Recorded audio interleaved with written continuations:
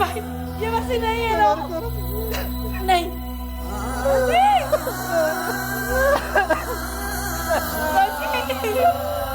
अल्लाह, कौन सी सजा दी है तूने मुझे? मेरा बच्चा। बची बची बची, देखो तुम्हारा नसीब।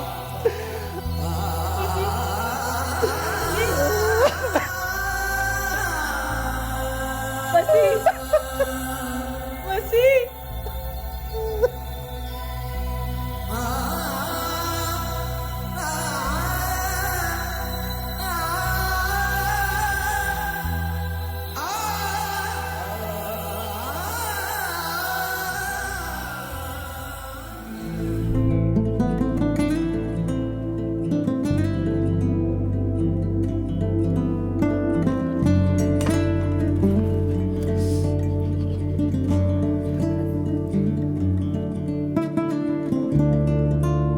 तुमने यूनिफॉर्म नहीं पहना अभी तक?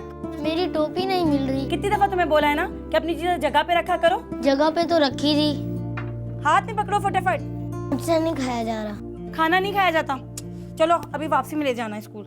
अच्छा बात सुनो, तुम्हें अभी तक बटन भी लगाने नहीं आए? नहीं लगते, मैं क्या करूं? सीखोगे तो आएंगे ना। तुम तो नाश्ता करो फटाफट फटाफट। अम्मी गाड़ी आ गई। हाँ गाड़ी आ गई। तुम जल्दी से नाश्ता करो, मैं इसको लेके जाती हूँ। जल्दी जल्दी जल्दी आओ। ये लो, रास्ते में खा लेना। फटाफट फटाफट, जल्दी जल्दी जल्दी जल्दी। शाबाश मेरा बच्चा।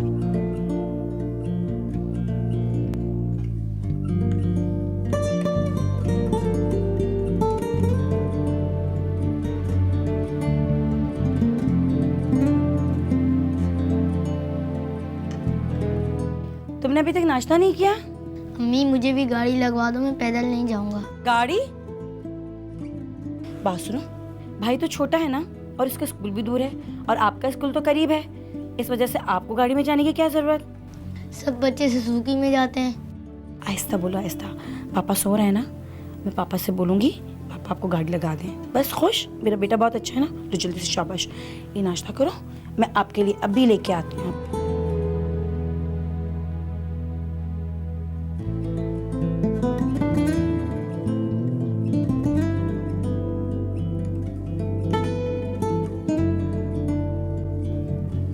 इधर आओ जल्दी मेरा बच्चा, जल्दी से उठो। अभी तक फिनिश नहीं किया। जल्दी से पहनो, जल्दी पहनो, जल्दी से टोपी पहनो। हर काम मैं करूं, सब मैं करूं। जल्दी जल्दी जल्दी जल्दी। अरे ये वाला हाथ, फिर जल्दी जल्दी जल्दी जल्दी जल्दी। हाँ ये शाबाश शाबाश मेरा बेटा, जल्दी से आ जाओ। बैग कहाँ है? शाबाश, जल्दी जल्दी जल्दी जल्दी जल्दी जल्दी जल्दी जल्दी जल्दी।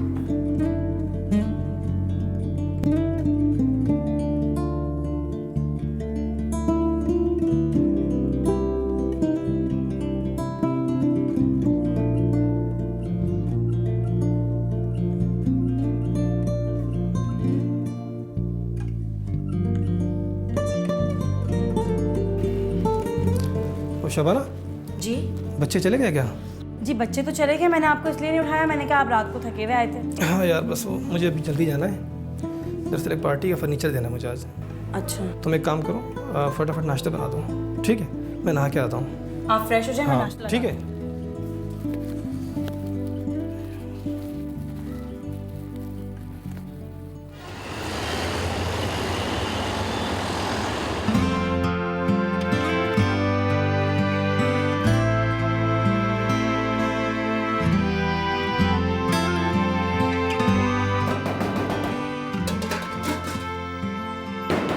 आ रहे हैं भाई, आ रहे हैं।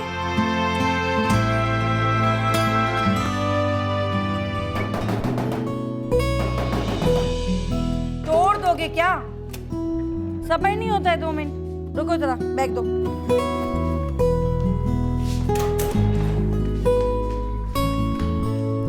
अरे लेटो नहीं, लेटो नहीं।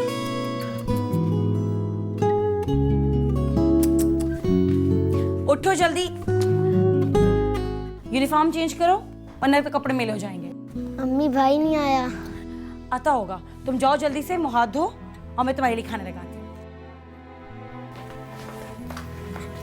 मम्मी क्या पका है? बेटा आपकी पसंद की चीज बनाई है, जल्दी से मुंह हाथ धो के आओ मेरा बेटा।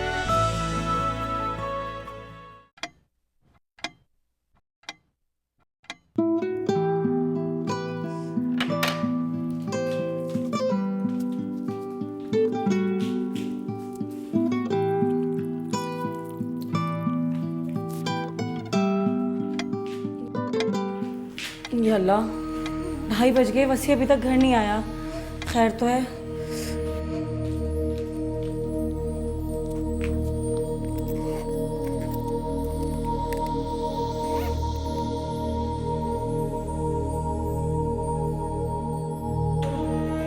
बात सुन, ये उठा, तुम भी इधर आओ। इसको उठा के इधर बाहर रखो।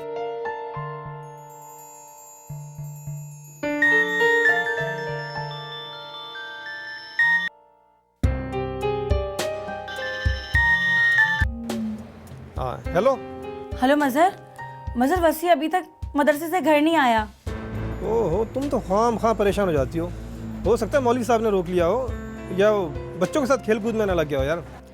नहीं मजहर, इतनी देर तो कभी नहीं करता वो, और मौलवी साहब ने आज तक तो कभी नहीं रोका उसे। ओहो, तुम घबराओ मत, आता ही होगा। नहीं, 2:30 पौने 3 का टाइम हो रहा है, ज़्यादा से ज़्यादा 1 सवा 1 तक वो आ जाता है।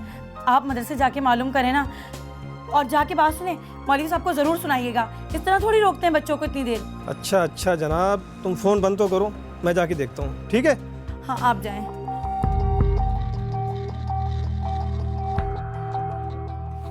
या अल्लाह, सुबह का भूखा प्यासा है मेरा बच्चा। 1 स्लाइस खा के गया है, पता नहीं कहाँ चला गया। बासुन भाई, मैं ज़रा घर से होके आता हूँ, तो ज़रा ख्याल रखना, ठीक है? कपड़े कैसे पहने हुए? मदरसे का यूनिफॉर्म पहना है उसने, ब्लैक शूज़ हैं और सर पर टोपी पहनी हुई है। ओह अच्छा, आप बच्चे के वालिद हैं?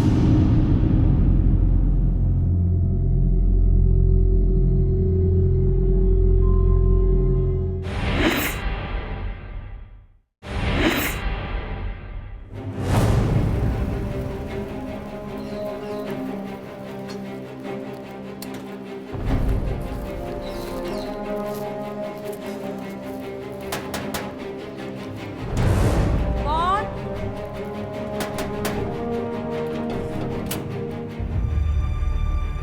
अकेले आए हो? बस ही कहाँ है? मदरसे गए थे? बताता हूँ।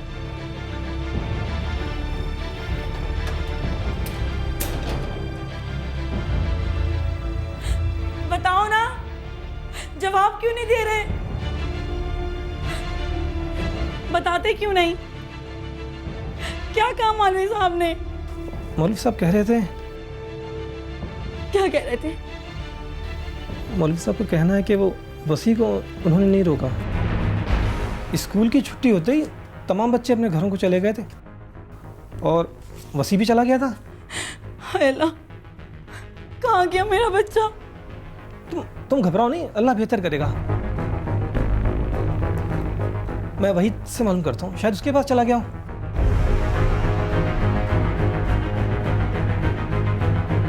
अल्लाह मेरे बच्चे की हिफाजत करे, उसने सुबह से कुछ खाया भी नहीं है।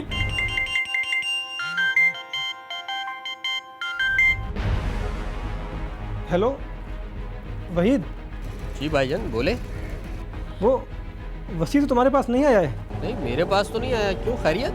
वो मदरसे से अभी तक घर नहीं पहुंचा है। यार तुम्हारी बाजी बहुत परेशान है। नहीं मेरे पास तो नहीं है। हाँ अच्छा, वो तो वहीद के पास भी नहीं है। क्या कह रहे हो मजहर? मजहर, मजहर तुम्हें खुदा का वास्ता, जाओ मेरे बच्चे को लेके आओ। मजहर तुम तसल्ली करो ना, तसल्ली करो। मजहर जाओ यहाँ से। मैं जाता हूँ, तुम सब्र करो। मेरे बच्चे को ढूंढ हाँ के हाँ, मैं लाओ। देख के लाता मेरे हूँ। बच्चे को ढूंढ के लाओ।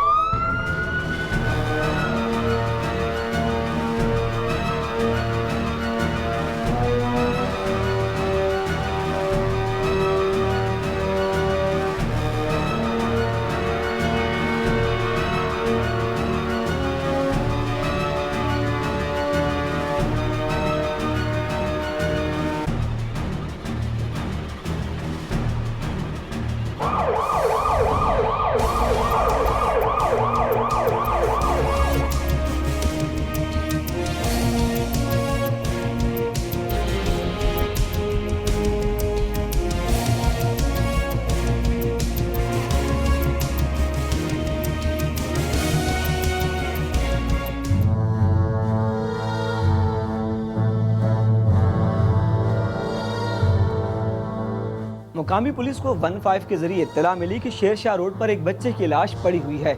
इस इत्तला पर पुलिस मौके पर पहुंची और लाश को ज़ाब्ते की कार्रवाई के लिए अस्पताल पहुंचाया। मरने वाले बच्चे की उम्र तकरीबन 10 से 11 साल के करीब थी और उसकी मौत सर पर चोट लगने की वजह से वाकया हुई थी। पुलिस इस वाकये को ट्रैफिक हादसा समझ रही थी, लेकिन अगले रोज फर्नीचर का व्यापारी मजहर अली अपने बेटे को तलाश करते हुए थाने पहुंचा।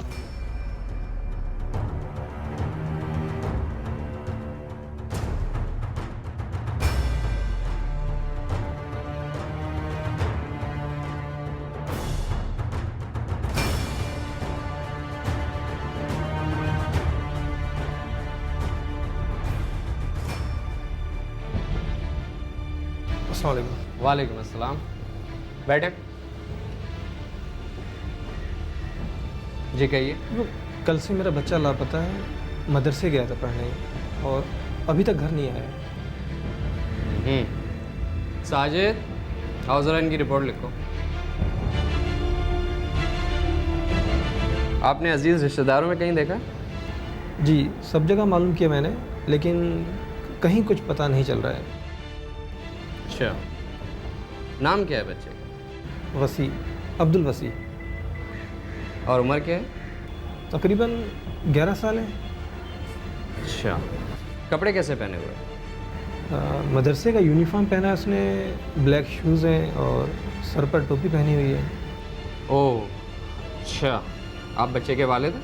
जी मैं वालिद हूँ। और ये कौन है? ये मेरे साले हैं और मेरे बच्चे के मामू हैं ये। देखें, कल रात 15 पर एक नामालूम कॉल आई थी कि एक बच्चे की लाश शेरशाह रोड पर पड़ी है। लाश? देखिए, घबराइए नहीं, हो सकता है वो लाश आपके बच्चे की नहीं हो। बहरहाल हमने उसे उठाकर हॉस्पिटल पहुंचा दिया था और पोस्टमार्टम के बाद लाश ईदी होम में रखवा दिया। बेहतर ये है कि आप दोनों वहाँ पर जाकर खुद देख लें।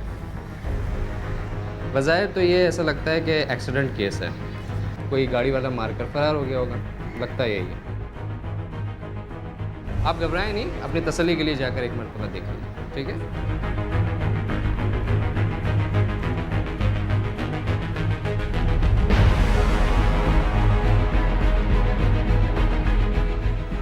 पुलिस के बताने पर मजहर अली भागता हुआ ईदी सेंटर पहुंचा, जहां उसने मिलने वाली लाश की शनाख्त अपने बेटे की हैसियत से कर ली थी।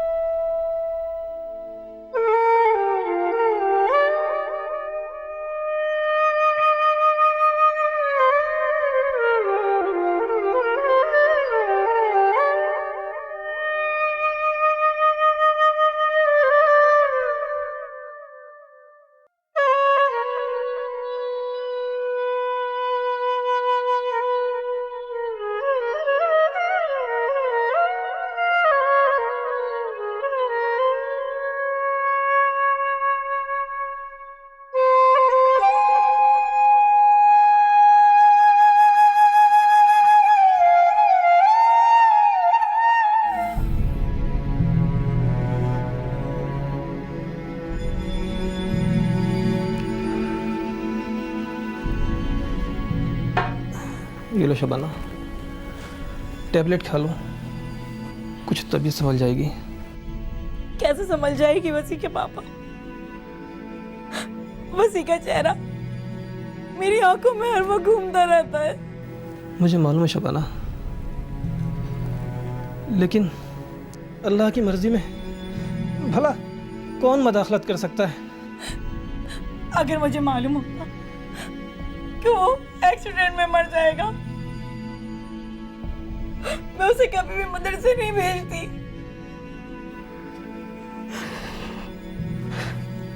चलो तुम ये गोली खाओ, अल्लाह बेहतर करेगा। आज कितने दिन हो गए, कितने दिन हो गए, मगर अभी भी ऐसा लगता है कि वसी आ जाएगा। मजहर अली इस वाक़े को रज़ाई इलाही समझकर सब्र कर बैठा था, लेकिन वाक़े के 2-3 रोज बाद ही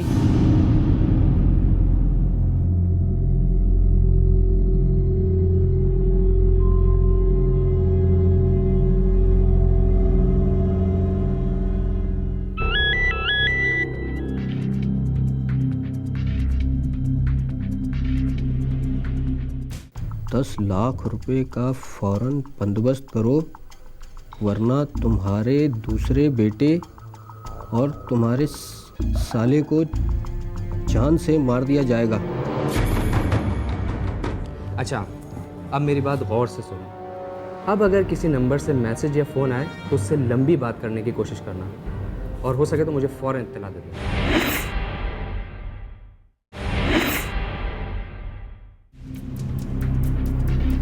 या अल्लाह, ये क्या? क्या हुआ? वालेकुम सलाम।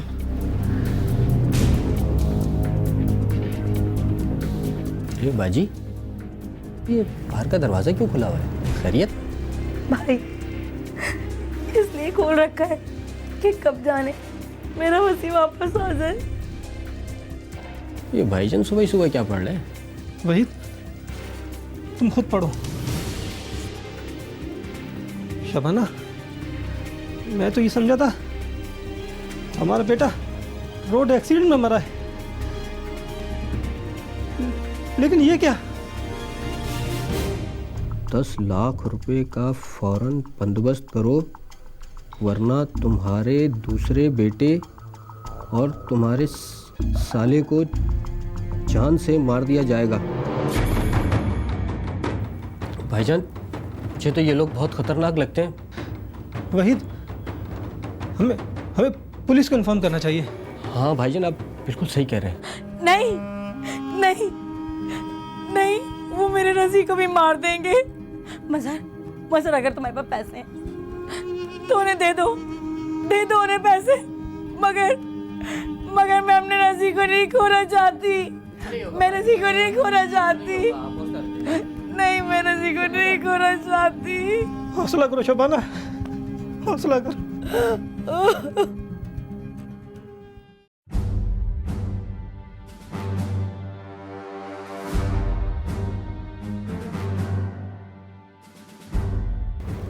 ये मैसेज तुमको कब मौसूल हुआ? सर, आज ही मिला है। किसी और को पता है कि तुम मुझे इन्फॉर्म करने आए हो? नहीं सर, दरअसल मेरी बीवी बहुत खौफज़दा है, मैंने इसलिए इस बारे में किसी से कोई जिक्र नहीं किया है। ये तुमने बहुत अच्छा किया। अच्छा, हो सके तो किसी भी करीबी आदमी को मत बताना। सर, वैसे इस आदमी से कोई ख़तरा तो नहीं है? नहीं, घबराओ नहीं। जितनी राजदारी रखोगे उतनी जल्दी हम मुजरिम तक पहुंचेंगे। अच्छा, अब मेरी बात गौर से सुनो। अब अगर किसी नंबर से मैसेज या फ़ोन आए तो उससे लंबी बात करने की कोशिश करना, और हो सके तो मुझे फ़ौरन इत्तला दे देना। सर, जैसा आप कहेंगे बिल्कुल वैसे ही होगा। देखो, क्योंकि हो सकता है ये सिम बदल कर फ़ोन करे। मैं इसका नंबर नोट कर लेता हूँ और CPLC को दे देता हूँ, ठीक है? सर, अब मैं चलूँ? हाँ, अब तुम जाओ और होशियारी से रहना, और किसी को भी मत बताना कि तुम मुझसे मिलने आते हो। आप बिल्कुल फिक्र ना करें। इजाज़त है। जिस नंबर से मजहर अली को धमकी आमेज मैसेज मौसूल हुआ था, उस नंबर का पुलिस ने डेटा हासिल करने के लिए उस नंबर को CPLC को भिजवा दिया था। पुलिस का इब्तदाई ख्याल ये था कि अब्दुल वसी एक्सीडेंट का शिकार हुआ है, लेकिन मैसेज मौसूल होने के बाद पुलिस को नामालूम मुलजिम की तलाश थी। मैसेज करने वाला कौन था? क्या अब्दुल वसी को अगवा करने के बाद कत्ल किया गया था? और कातिल का मकसद क्या था? उसने बच्चे को अगवा करने के फौरन बाद तावान का मुतालबा क्यों नहीं किया? बच्चे को कत्ल करने के बाद दूसरे बच्चे के लिए धमकी क्यों दी? पुलिस इस नुक्ते पर भी गौर कर रही थी कि ये कोई खानदानी दुश्मनी तो नहीं है। फैमिली में अगर कोई एक बहुत ही बड़ा लॉस होता है, किसी जान का लॉस होता है, तो वो पूरी फैमिली उस टाइम पे बहुत ही ज़्यादा दर्द से गुजर रही होती है। एट टाइम्स वही चीज़ अगर टाइम टू टाइम चलती रहे तो कुछ अरसे के बाद वो पोस्ट ट्रॉमेटिक स्ट्रेस डिसऑर्डर में चेंज हो जाता है।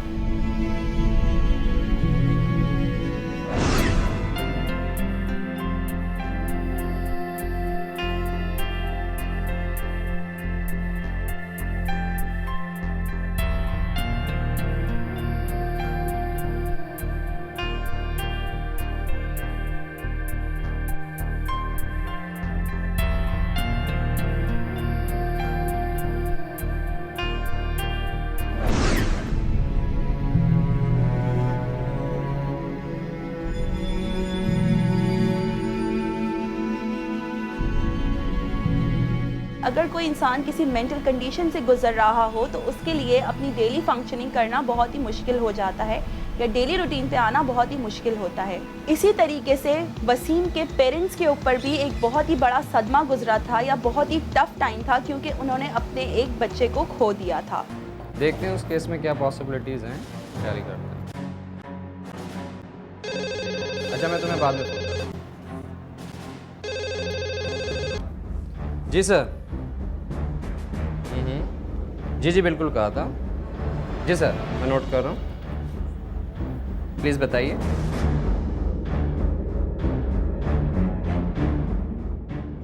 ठीक है,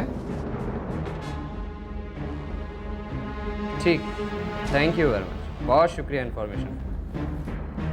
साजिद, साजिद। जी सर। गाड़ी निकालो, तैयार करो, हमें इसी वक्त रेड करनी है।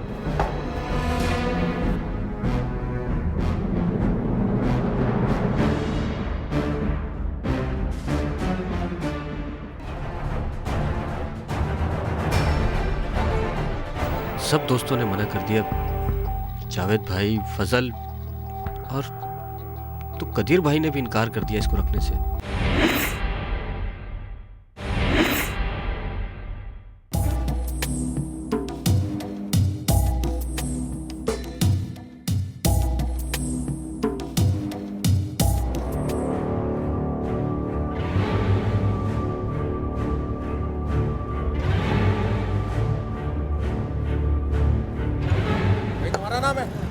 मेरा नाम है। चलो जो साहब, क्या हुआ? मैंने क्या किया?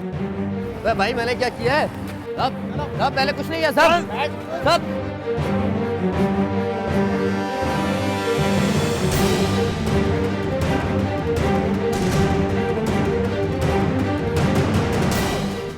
चल साहब,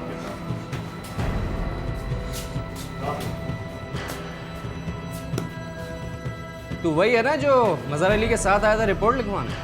जी साहब मुझे पैसों की ज़रूरत थी। मैंने अपनी बहन की शादी कर ली थी। मेरे बहनों का फर्नीचर का कारखाना है।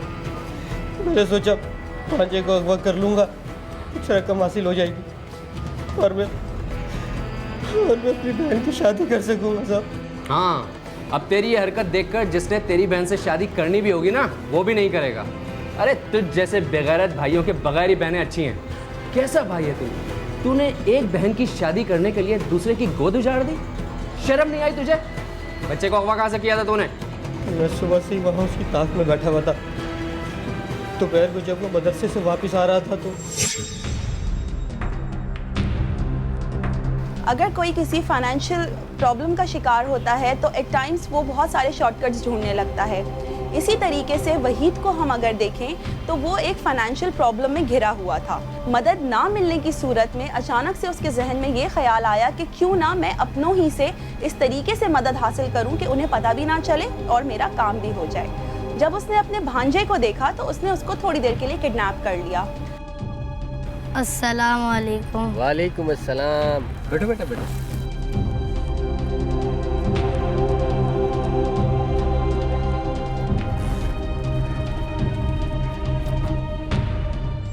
तावान तो तू ऐसे भी वसूल कर सकता था, फिर तूने उसे कत्ल क्यों किया?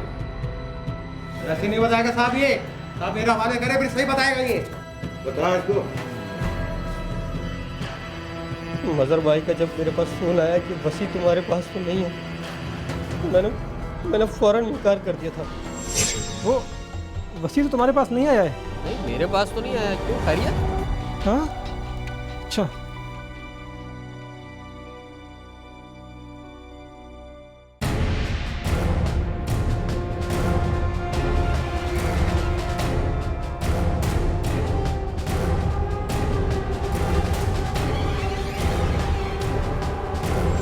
पर मैं वसी को लेकर अपने कई दोस्तों के पास गया।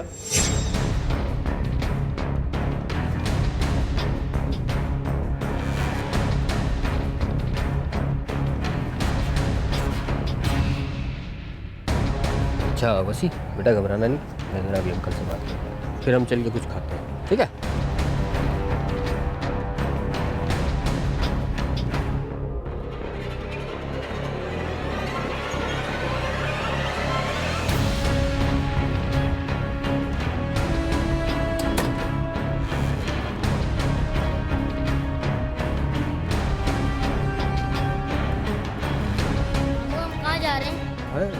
बेटा हम बस आगे जा रहे हैं, चलो तुम्हें कुछ खिलाते हैं हम। ऑटोमेटिकली उसके माइंड में ये सारी चीज़ें प्लान होती जा रही थी। पहले से प्री प्लान उसने कुछ भी नहीं किया हुआ था। जो एंटी सोशल पर्सनालिटीज़ होती हैं वो कुछ इसी तरह की होती हैं, जो कि लॉ को भी ब्रेक कर रही होती हैं। Violation of law, violation of norms, वहाँ पर वो सिर्फ अपने मफाद के बारे में सोच रही होती हैं। उनके अंदर एम्पैथी बिल्कुल भी नहीं पाई जाती और वो सिर्फ और सिर्फ वहाँ अपना फ़ायदा देखते हैं।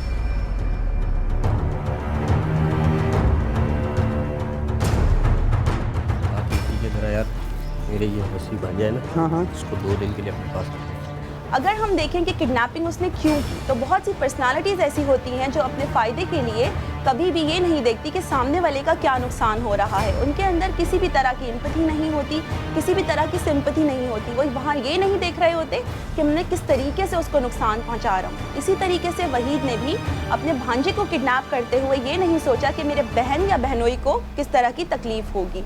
वहाँ पर उसका मकसद सिर्फ और सिर्फ अपना फ़ायदा देखना था।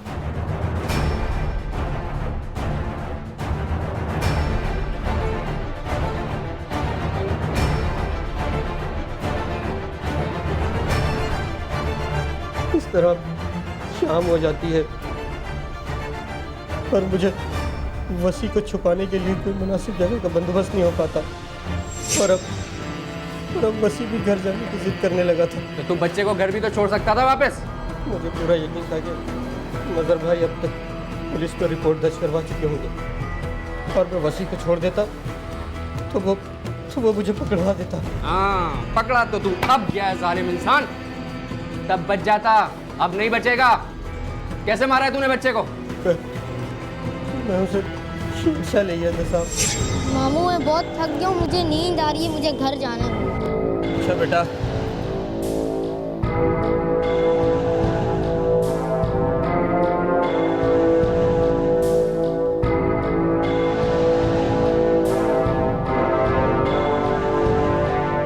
बेटा तुम थोड़ी देर यहाँ आराम कर लो, फिर चलते हैं घर, ठीक है?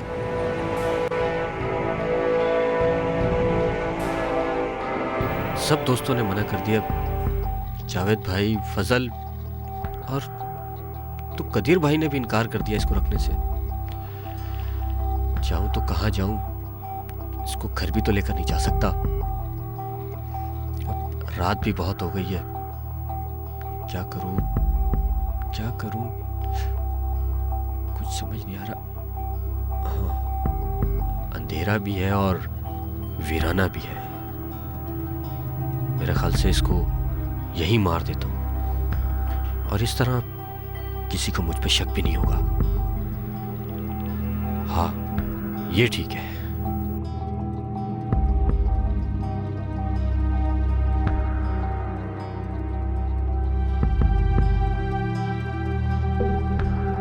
जब उसे ये पता चला कि मैं अब लोगों के सामने आ रहा हूँ या मेरे घर वालों को पता चल जाएगा कि मैंने इस तरीके से किडनैप किया है और मैं दूसरों की नज़रों में बुरा बन जाऊँगा या मुझे किसी तरह की सज़ा हो जाएगी, तो वहाँ पर वो एक फ्रस्ट्रेशन का शिकार हो गया और वही फ्रस्ट्रेशन उसको मजबूर करती गई कि वो किस तरीके से अब अपने आप को बचाए। और उस फ्रस्ट्रेशन को ख़त्म करने के लिए उसने अपने भांजे को अचानक से मार भी डाला और उसको इस तरीके से मारा कि वो दूसरों को ये बता सके कि वो एक एक्सीडेंट था।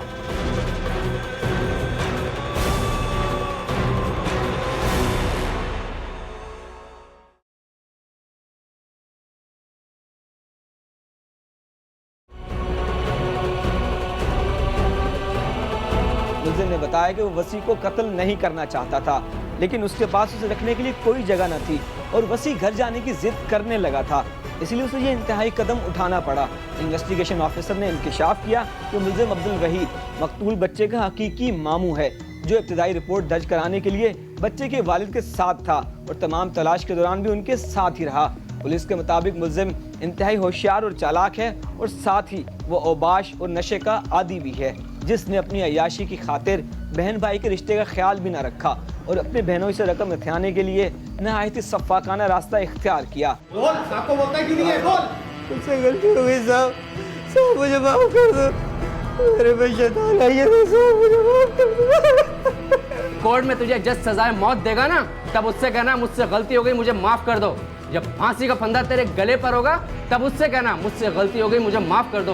वैसी दरिंदे मेरा दिल चाहता है तेरा सीना चीर कर देखूं, इसमें दिल है या पत्थर?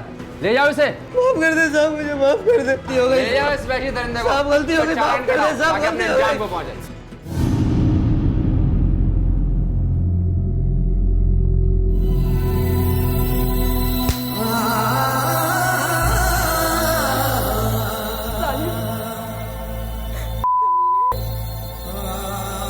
तूने मेरे बच्चे को मार दिया, मेरे बच्चे को मार दिया। मेरा खून होते हुए तूने मेरे खून का खून कर दिया, मेरे खून का खून कर दिया तूने, मेरे खून का खून। इंसान, मेरे बच्चे ने तेरा क्या बिगाड़ा था? बताता होगा।